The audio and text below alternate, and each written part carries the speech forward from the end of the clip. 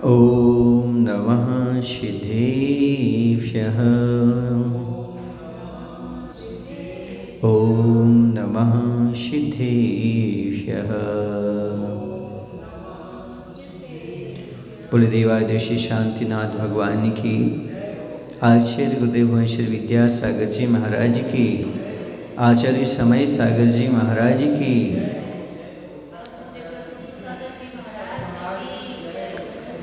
आज हमें समझना है विदेह क्षेत्र कितने हैं और उनके भेद कितने हैं। तो 5 मेरु संबंधी 5 विदेह क्षेत्र हैं। प्रत्येक विदेह क्षेत्र के सीता शीतोदा नदी, बक्षारगिरी और विभंग नदियों के कारण 32 खंड हो जाते हैं। इसलिए पांचों विदेह क्षेत्र के कुल 32 गुणित 5 बराबर 160। प्रत्येक विदेह क्षेत्र के 32 भेद होते हैं। प्रत्येक विदेह क्षेत्र में एक एक विजयाद पर्वत एवं गंगा सिंधु सदृश 2-2 नदियां हैं। उससे प्रत्येक विदेह क्षेत्र के भी 6-6 खंड हो जाते हैं। क्या अर्थ हुआ? 5 मेरु संबंधी 5 विदेह क्षेत्र हो गए। प्रत्येक विदेह क्षेत्र की सीता शीतोदा नदी, बक्षारगिरी और विभंगा नदियों के कारण 32 खंड हो जाते हैं। इसलिए 5 विदेह क्षेत्रों के कुल 32 पंचे 160 भेद हो गए। ठीक है। अब प्रत्येक विदेह क्षेत्र में एक एक विजयाद पर्वत एवं गंगा सिंधु सदृश 2-2 नदियां हैं। उससे प्रत्येक विदेह क्षेत्र के भी 6-6 खंड हो जाते हैं। सुमेरु पर्वत कितने हैं और वे किस किस द्वीप में हैं? सुमेरु पर्वत 5 हैं। सुदर्शन मेरु, विजय मेरु, अचल मेरु, मंदर मेरु और विद्युन्माली मेरु। जम्बूद्वीप संबंधी विदेह क्षेत्र में सुदर्शन मेरु है। धात की खंड द्वीप के पूर्व विदेह क्षेत्र में विजय मेरु, धात की खंड द्वीप के पश्चिम क्षेत्र में अचल मेरु, पुष्करार्ध द्वीप के पूर्व विदेह क्षेत्र में मंदर मेरु और पुष्करार्ध द्वीप के पश्चिम क्षेत्र में विद्युन्माली मेरु है। इस प्रकार से 5 मेरु और कहाँ कहाँ है इसका व्याख्यान हुआ। सुमेरु पर्वत एवं अन्य 4 मेरु संबंधी अर्थात पर्वतों का अवस्थान कहाँ है एवं उनका स्वरूप क्या है। तो विदेह क्षेत्र के बहुमध्य भाग में मेरु पर्वतों का अवस्थान है। कहाँ है? विदेह क्षेत्र के बहुमध्य भाग में, हाँ, मेरु पर्वतों का अवस्थान है। सुदर्शन मेरु 1000 योजन गहरा है, नींव 99,000 योजन ऊंचा है और भूमि पर 10,000 योजन विस्तार वाला है। चारों मेरु पर्वत 1000 योजन नींव सहित 84,000 योजन ऊंचे, भूमि पर 9,400 योजन विस्तार वाले हैं। 5 मेरुओं का विस्तार शिखर पर 1000 योजन प्रमाण है। सुमेरु पर्वत के मूल में भद्रशाल वन है। इसमें 500 योजन ऊपर जाकर नंदन वन है। इससे 62,000 योजन जाकर के सोमनस वन है और इससे 36,000 योजन ऊपर जाकर पांडुक वन है। ये वन की विवक्षा हो गई। भद्रशाल वन, नंदन वन, सोमनस वन और पांडुक वन। चारों वन मेरु पर्वत के चारों ओर हैं। मेरु पर्वत के चारों ओर और अनेक प्रकार के वृक्षों से सुशोभित हैं। चारों वनों में पूर्व, दक्षिण, पश्चिम और उत्तर दिशा में एक एक आकृतिम जिन चैत्यालय है। पांडुक वन की 4 दिशाओं में पांडुक, पांडुक कंबला, रक्ता और रक्ता कंबला नाम की 4 शिलाएं हैं जो क्रमशः स्वर्ण, चांदी, तपाए हुए स्वर्ण और रक्त वर्ण की सदृश हैं। इसी पर भगवान का क्या होता है? अभिषेक होता है। तो भरत क्षेत्र, पश्चिम विदेह क्षेत्र, ऐरावत क्षेत्र एवं पूर्व विदेह क्षेत्र में उत्पन्न होने वाले तीर्थंकरों का जन्माभिषेक क्रमशः इन्हीं शिलाओं पर होता है। ये सब शिलाएं अर्धचंद्राकार हैं। कैसी हैं? अर्धचंद्राकार है। इन शिलाओं पर तीर्थंकर, सौधर्मेंद्र और ईशानेंद्र संबंधित 3-3 सिंहासन हैं। कितने सिंहासन हैं? 3-3। जिनेन्द्र सिंहासन एवं दोनों भद्रासनों का मुख पूर्व दिशा की ओर है। पांडुक वन के मध्य में मेरु की वैडूर रत्नों से रचित 40 योजन की चूलिका है। सुमेरु पर्वत मूल में 1000 योजन प्रमाण वज्रमय, मध्य में 61,000 योजन प्रमाण रत्नमय और ऊपर 38,000 योजन प्रमाण स्वर्णमय है। समझ गए? इस प्रकार से अंत चारों मेरु पर्वतों के मूल भाग में भद्रशाल वन है। उन वनों में 500 योजनों पर नंदन वन, 55,500 योजनों पर सोमनस वन एवं 28,000 योजन ऊपर पांडुक वन है। इन मेरुओं की भी चारों वनों में 4-4 अकृत्रिम जिन चैत्यालय हैं। इस प्रकार 5 मेरु संबंधी 80 अकृत्रिम जिन चैत्यालय हो गए। 4 × 4 = 16, 16 पंचे 80 और प्रत्येक में 108 प्रतिमाएं हो गई। सो कुल प्रतिमाएं हो गई 8,640। ठीक है, इस प्रकार से ये पूरा का पूरा वर्णन। अब इसके बाद आता है गजदंत। गजदंत पर्वत कितने और कहाँ पर है?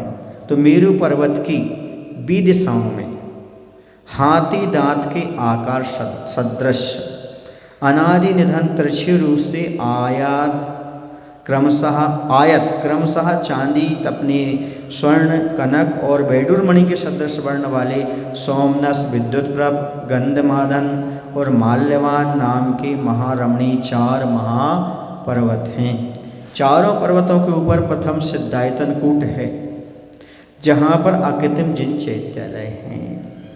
गजदंत के अभ्यंतर भाग में सीता नदी के पूर्व तट पर और मंदर पर्वत के उत्तर पार्श्व भाग में जिनेन्द्र प्रासाद बने हुए हैं। गजदंत इसका नाम सार्थक है क्योंकि हाथी दांत के आकार सदृश है। ऐसे अब जम्बू एवं सालमली वृक्ष कहाँ है? जम्बू वृक्ष, सालमली वृक्ष, उनका स्वरूप कैसा है? तो नील कुलाचल के समीप सीता नदी के पूर्व तट पर सुदर्शन मेरु की ईशान दिशा में उत्तर कुरु में जम्बू वृक्ष है। अपने स्कंद से ऊपर वज्रमय अर्ध योजन चौड़ी और 8 योजन लंबी उसकी 4 शाखाएं हैं। जो शाखा उत्तर कुरुगत नील कुलाचल की ओर गई हैं, उस पर जिन मंदिर है। सीतोदा नदी के पश्चिम तट पर निषद कुलाचल के समीप सुदर्शन मेरु की नैऋत्य दिशा में देवकुरु क्षेत्र में सालमली वृक्ष है। वो उत्तर कुरु में है। कौन सा? जम्बू वृक्ष। और ये देवकुरु क्षेत्र में क्या है? सालमली। सालमली वृक्ष की दक्षिण शाखा पर जिन मंदिर है। जम्बू वृक्ष एक सालमली वृक्ष के परिवार वृक्षों की संख्या 1,40,120, 1,40,120 ऐसे इसमें क्या हो गए? परिवार वृक्षों की संख्या। भोगभूमि एवं करभूमि की संख्या, ये आया विषय। भोगभूमि एवं करभूमि की संख्या कितनी है और वे कहाँ कहाँ पर हैं? तो देवकुरु और उत्तर कुरु क्षेत्र में उत्तम भोगभूमि है। हरि और रम्यक क्षेत्र में मध्यम भोगभूमि है। हैमवत और हैरण्यवत क्षेत्र में जघन्य भोगभूमि है। एक मेरु संबंधी 6 भूभूमि है। अतः 5 मेरु संबंधी 6 पंचे 30 भूभूमि है। 5 भरत, 5 ऐरावत और 5 विदेश से संबंधित 15 करभूमि है। करभूमि कितनी है? 15। भोगभूमि उससे दूनी कितनी है? 30 है। इस प्रकार से भोगभूमि और करभूमि की संख्या हो गई। विदेश क्षेत्र स्थित देशों की क्या विशेषता है? अब ये बहुत अच्छी चीज़ है। लोग विदेश क्षेत्र क्या है, कैसा है, ये जानना चाहते हैं। उनके लिए है कि विदेश क्षेत्र स्थित देशों की क्या विशेषता है। तो विदेश क्षेत्र स्थित क्षेत्र में कभी दुर्भिक्ष नहीं पड़ता, कभी किसी प्रकार का दुर्भिक्ष नहीं होता। अतिवृष्टि, अनावृष्टि, मूषक, सलभ, शुक्र, सौचक्र और प्रचक्र है लक्षण जिसका। ऐसी 7 प्रकार की ईतियाँ नहीं होती। ईति भीति पड़ गया है ना, तो ईतियाँ नहीं होती। मूषक माने चूहे नहीं होते। सलभ माने टिड्डी वगैरह नहीं होती, टिड्डी ये नहीं होते। तथा गाय, मनुष्य आदि जिनमें अधिक मरते हैं, ऐसी मारी आदि रोग वहाँ कभी नहीं होते। ईति, व्यति, मारी ये रोग नहीं होते। वे देव वे देश कुदेव कुलिंग अर्थात जिन लिंग से भिन्न लिंग और कुमत से रहित होते, वहाँ कोई भी कुलिंगी नहीं पाए जाते, कुदेव आदि नहीं होते। वे देश केवल ज्ञानियों, तीर्थंकर आदि सलाहका पुरुषों और रिद्धि संपन्न साधुओं से निरंतर समन्वित रहते हैं। वहाँ पर केवल ज्ञानी, तीर्थंकर, सलाहका पुरुष, रिद्धि संपन्न मुजाज विचरण करते रहते हैं। इसके साथ ही साथ और क्या होता है, तो प्रत्येक विदेह क्षेत्र में यदि पृथक पृथक एक एक तीर्थंकर, चक्रवर्ती और अर्धचक्रवर्ती अर्थात नारायण और प्रतिनारायण हो तो उत्कृष्टता 160 हो सकती है। कितने हो सकते हैं? हाँ, जघन्यता 20 ही होते हैं। विद्यमान 20 तीर्थंकर तो जघन्य से होते हैं। इस प्रकार से विदेह क्षेत्र स्थित वहाँ की क्षेत्रों की देशों की विशेषता होगी। जम्बूद्वीप में पर्वत, नदी एवं सरोवर आदि की कुल कितनी संख्या है? पर्वत कितने हैं जम्बूद्वीप में? ठीक है, जम्बूद्वीप में पर्वत, नदी, सरोवर आदि कितने हैं? तो जम्बूद्वीप में 1 सुदर्शन मेरु है, 6 कुलाचल हैं, 4 यमगिरी हैं, 200 कांचन पर्वत हैं, 8 दिग्गज पर्वत हैं, 16 बक्षार पर्वत हैं, 4 गजदंत हैं और 34 विजयात पर्वत हैं, 34 विश्वाचल हैं और 4 नाभिगिरी हैं। इस प्रकार कुल 311 पर्वत हो जाते हैं। ठीक है, और 17,92,090 कुल नदियां हैं एवं 26 सरोवर हैं। ये जम्बूद्वीप के पर्वत, नदी और सरोवर आदि की संख्या होगी। अब बक्षार पर्वत कितने और कहाँ कहाँ पर हैं? जम्बूद्वीप में एक मेरु पर संबंधी 16 बक्षार पर्वत हैं। मेरु पर्वत के पूर्व पश्चिम भागों में पूर्व विदेह और अपर विदेह है। पूर्व विदेह के मध्य में सीता नदी और अपर विदेह के मध्य में सीतोदा नदी बहती है। इन नदियों के दक्षिणोत्तर तटों के द्वारा 4 क्षेत्र बन गए हैं। इन्हीं एक एक क्षेत्र में 8-8 विदेह क्षेत्र हैं। एक एक क्षेत्र में 4-4 बक्षार पर्वत एवं 3-3 विभंगा नदियों के द्वारा 8-8 विभाग बने हैं। अब मानुषोत्तर पर्वत कहाँ है? ये उसका स्वरूप क्या है? मानुषोत्तर पर्वत समझ गए? जहाँ तक मनुष्य पाए जाए उसके आगे मनुष्य नहीं पाए जाएंगे, सिर्फ मानुष उत्तर। मानुषोत्तर पर्वत कहाँ है? पुष्करवर, सुने ना, पुष्कर द्वीप के मध्य में स्वर्ण सदृश वर्ण वाला मानुषोत्तर पर्वत है। उस मानुषोत्तर पर्वत पर नैऋत्य और वायव्य इन 2 दिशाओं को छोड़कर अवशिष्ट 6 दिशाओं में पंक्ति स्वरूप 3-3 कूट हैं। उन कूटों के अभ्यंतर अर्थात मनुष्य लोक की ओर 4 दिशाओं में 4 जिन मंदिर हैं।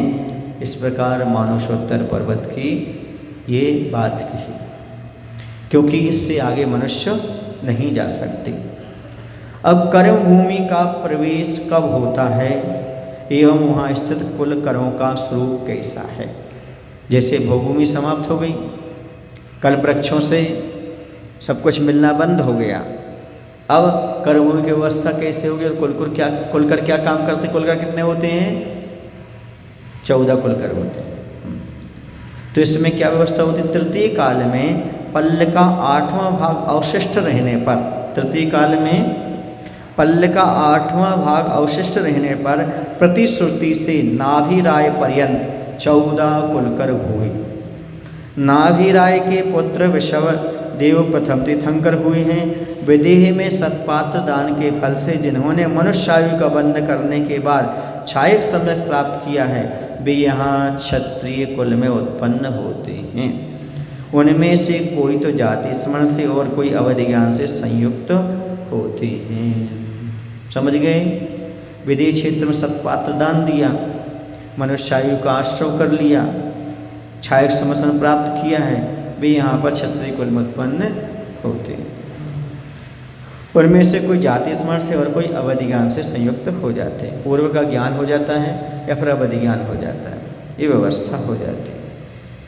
सलाह का पुरुष किन्हें कहते हैं? और वे कौन कौन से हैं? तो गणनीय मुख्य पुरुषों को सलाका पुरुष कहते हैं। जो गणना में ही आते हैं, कुछ ही आते हैं, और मुख्य पुरुष जो होते हैं उनको महापुरुष कहते हैं, सलाका पुरुष कहते हैं। वे 63 सलाका पुरुष होते हैं, जैसे 24 तीर्थंकर, 12 चक्रवर्ती, 9 नारायण, 9 प्रतिनारायण और 9 बलभद्र। इस प्रकार से एक एक अवसर्पणी और उत्सर्पणी के युग में ये 63 ही होते हैं। इन सलाका पुरुषों की उत्पत्ति भरत, ऐरावत और विदेह क्षेत्र में हुआ करती है। हुंडा और सर्पणी कालदोष से सलाका पुरुषों की संख्या 58, 59 एवं 60 मानी गई है। कैसे? तो भगवान आदिनाथ तीसरे काल में ही मोक्ष चले गए, और शांतिनाथ, कुंथनाथ और आर्यनाथ के जीव एक ही समय में तीर्थंकर भी थे और चक्रवर्ती भी थे, सुन रहे ना। तथा प्रथम नारायण त्रिपृष्ठ का जीव ही अंतिम तीर्थंकर महावीर हुआ। तो एक पर पहले इन्होंने ले लिया। इस प्रकार सलाका पुरुषों की संख्या 58 हुई यहाँ पर हुंडा और सर्पणी में। 59 एवं 60 संख्या इसी प्रकार लगा लेना चाहिए। किन तीर्थंकरों के काल में कितने समय तक धर्म विच्छेद हुआ? अब धर्म में विच्छेद कब तक रहा? तो पुष्पदंत से लेकर शांतिनाथ पर्यंत 7 तीर्थंकरों के काल में जैन धर्म का विच्छेद हुआ है। पुष्पदंत और शीतलनाथ के अंतराल में 1/4 पल्ल तक, शीतलनाथ और श्रेयांशनाथ के अंतराल में आधा पल्ल तक, श्रेयांशनाथ और वासपुज के अंतराल में 3/4 पल्ल तक, वासपुज और विमलनाथ के अंतराल में 1 पल्ल तक, विमलनाथ और अनंतनाथ के अंतराल में 3/4 पल्ल तक, अनंतनाथ और धर्मनाथ के अंतराल में आधा पल्ल तक एवं धर्मनाथ और शांतिनाथ के अंतराल में 1/4 पल्ल का जैन धर्म का विच्छेद हुआ। अर्थात चतुर्थ काल में 4 पल्ल तक जैन धर्म के अनुयायियों का सर्वथा अभाव रहा। विच्छेद हुआ माने जैन धर्म के अनुयायी क्या रहे?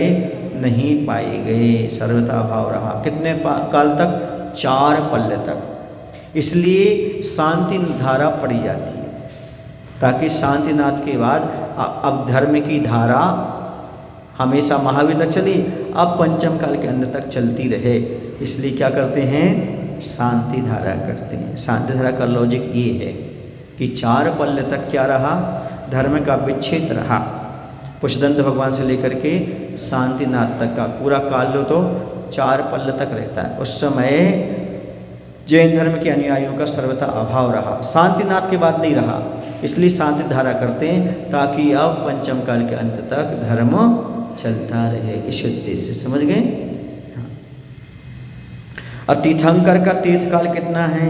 तो पूर्व तीर्थंकर की दिव्य ध्वनि से लेकर अग्रिम तीर्थंकर की प्रथम दिव्य ध्वनि खरीदने तक तीर्थंकर का तीर्थकाल कहलाता है। कहते ना कि इनके तीर्थकाल में अभी अपन है भगवान महावीर की, एक भगवान का केवल ज्ञान हुआ, ठीक है ना। यानी पूर्व तीर्थंकर की दिव्य ध्वनि से लेकर के अग्रिम तीर्थंकर की प्रथम दिव्य ध्वनि खरीदने तक क्या रहेगा? तीर्थकाल बना रहेगा। जैसे 5 भगवान जब केवल ज्ञान हुआ, उनकी प्रथम दिव्य ध्वनि निकली। अब जब भगवान महावीर की प्रथम दिव्य ध्वनि निकली कब? अभी आने वाला है ना, 20 शासन जयंती, हाँ उस दिन। तो वहाँ तक किनका शासनकाल रहेगा? पार्श्वनाथ भगवान का। अब जब तक आगे तीर्थंकर नहीं होंगे, 84,000 वर्ष निकल जाएंगे, तब तक किनका रहेगा? भगवान महावीर का तीर्थकाल रहेगा। चक्रवर्ती, बलदेव, नारायण, पतिनारायण एवं रुद्रों की गति क्या होती है? तो सुनो, मघवान और सनत कुमार ये 2 चक्रवर्ती स्वर्ग गए। शुभोम और ब्रह्मदत्त ये 2 चक्रवर्ती 7 में नरक गए, और शेष 8 चक्रवर्ती मोक्ष पद को प्राप्त हुए। नारायण, पतिनारायण, नारद एवं रुद्र नरक गति को ही प्राप्त होते हैं। वर्तमान में तो नरक गति को जाएंगे, परंतु कालांतर में मोक्षगामी होते हैं, क्योंकि ये क्या हुए हैं? एक प्रकार से महापुरुष रहे हैं, इसलिए इनकी गति तो आगे चल के अच्छी ही होगी। लेकिन वर्तमान में नारायण, पतिनारायण, नारद और रुद्र नरक ही जाते हैं। आदि के 8 बलदेव मोक्ष गए हैं, और अंतिम बलदेव ब्रह्म स्वर्ग को प्राप्त हुए हैं। सो भी कृष्ण नारायण का जीव जब तीर्थंकर होगा तब भी मोक्ष प्राप्त करेंगे। बलदेव अकेले कहाँ गए हैं? स्वर्ग गए हैं। कौन से स्वर्ग गए? पंचम ब्रह्म स्वर्ग में। बाकी 8 बलदेव मोक्ष राम तक। अब ये जब श्री कृष्ण का जो तीर्थंकर होंगे 16वें तीर्थंकर, तब वहाँ जन्म लेंगे ये बलदेव, वो उनके काल में मोक्ष चले जाए। तीर्थंकरों के शरीर का वर्ण कैसा है एवं वे कौन से वंश में उत्पन्न हुए हैं? तो पद्म प्रभु और वासपूज ये 2 तीर्थंकर रक्त वर्ण, चंद्र प्रभु और पशुदंत श्वेत वर्ण, सुपार्श्वनाथ और पार्श्वनाथ नील वर्ण, मुनि सुब्रत और नेमिनाथ कृष्ण वर्ण तथा शेष 16 तीर्थंकर स्वर्ण सदृश वर्ण वाले थे। वाष्यपूज, मल्लीनाथ, नेमिनाथ, पार्श्वनाथ और महावीर ये 5 तीर्थंकर बाल ब्रह्मचारी हुए। अवशेष 19 तीर्थंकरों का विवाह हुआ था। महावीर नाथ वंश में, पार्श्वनाथ उग्रवंश में, मुनिशुव्रत और नेमिनाथ हरिवंश में और धर्म कुंथु और अरनाथ कुरुवंश में तथा अवशेष 17 तीर्थंकर इक्ष्वाकु वंश में उत्पन्न हुए थे। ठीक है ना, इनके वंश का व्याख्यान हो। अब 24 तीर्थंकर हुए। कौन कौन कारण से वैराग उत्पन्न हुआ? किन तीर्थंकरों किसके कारण से वैराग हुआ? तो शांतिनाथ जी, कुंथुनाथ जी, वासुदेव जी, सुमतिनाथ जी, पदप्रभु जी, मुनिशुभ्रनाथ जी, नवीनाथ जी, नेमिनाथ जी, पार्श्वनाथ जी एवं वर्धमान स्वामी पूर्व जन्मों के स्मरण से वैराग को प्राप्त हुए, अर्थात इनके वैराग का कारण जाति स्मरण रहा। अजितनाथ जी, पशुदंत जी, अनंतनाथ जी और धर्मनाथ जी स्वामी उल्कापात देख करके विरक्त हुए। उल्कापात इनका कारण रहा वैराग का। अरुणाथ जी, शंभुनाथ जी और विमलनाथ जी मेघ विनाश से, यानी बादल आए और नष्ट हो गए, उससे उनको वैराग हुआ। श्रेयांसनाथ जी और सुपार्श्वनाथ जी बसंतकालीन वन लक्ष्मी का नाश देख करके, बसंत समाप्त हो गया ऐसा वो देख करके वैराग हुआ। चंद्रप्रभु और मल्लीनाथ अध्रुव बिजली आदि से, जो बिजली चमकती ना उससे। शीतलनाथ हिमनाश से, शीतलनाथ कौन बने? बर्फ के पिघलने से। और ऋषभदेव नीलांजना के मरण से वैराग को प्राप्त हुए। ऐसे 24 तीर्थंकर के इस प्रकार की ये वैराग के कारण बताए। अब समोषण में कौन कौन नहीं जाते? सुनो, समोषण में मिथ्यादृष्टि, अभव्य और असंगी जीव कदापि नहीं जाते तथा अनध्याय साय से युक्त, संदेश युक्त और विविध प्रकार की विपरीतताओं वाले जीव भी नहीं जाते। लेकिन उत्तर पुराण में तो लिखा है मिथ्या दृष्टि अभव्य भी जाते। हाँ, 2 मत मिलते हैं। कहीं कहीं कहते मिथ्या दृष्टि और अभव्य नहीं जाते, लेकिन कहीं कहीं मिलता है जाते भी। पर यहाँ पर क्या है? मिथ्या दृष्टि, अभव्य, असंगी जीव कदापि समोषण में नहीं जाते। और जो अनध्यावसाय से युक्त हैं, संदेश से युक्त हैं और विविध प्रकार की विपरीतताओं वाले जीव भी नहीं जाते। ऐसा समोषण की क्या विशेषता है? तो समोषण के कोठों के क्षेत्र से यद्यपि जीवों का क्षेत्रफल असंख्यात गुणा है, असंख्यात गुणे उस जगह से, तथापि वे सब जीव जिनेंद्रियों के महात्म्य से एक दूसरे से अस्पृष्ट रहते हैं, माने बिना एक दूसरे को स्पर्श किए अच्छे से बैठ जाते हैं अलग अलग।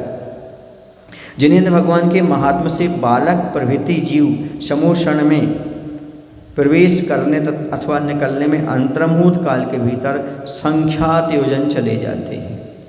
बालक प्रभृति माने बालक आदि जीव, छोटे से छोटा भी जीव हो, बच्चा भी हो, तो समोषण में प्रवेश करने अथवा निकलने में अंतर्मुहूर्त काल के भीतर ही कितने संख्यात योजन चले जाते, अंतर्मुहूर्त में इतने पार कर जाते। ये समोषण की विशेषता होती है।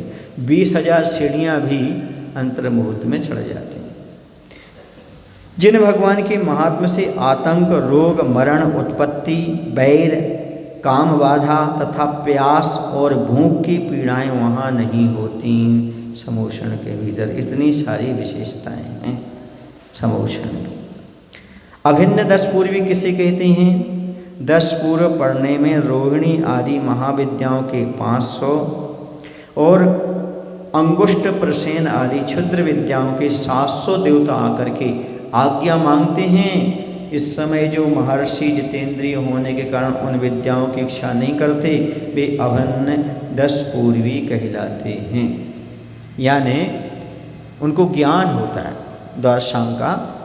तो जब वो जिनवाणी का ज्ञान करते हैं तो 10 पूर्व पढ़ने में, जैसे वो 10 पूर्व पूर्ण पढ़ लेते हैं तब उनके पास 1200 विद्याएं सामने आती हैं और उनको नमस्कार करते हैं।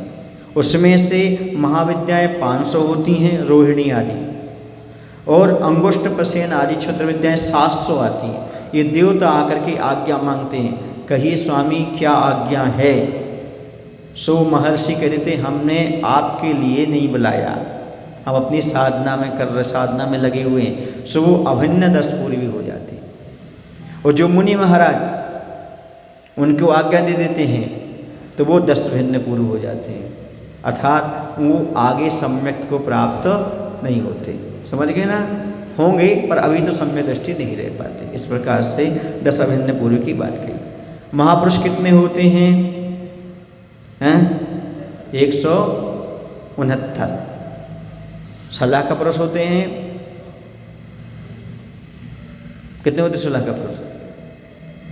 63 सलाह का पुरुष होते हैं और 169 होते हैं महापुरुष।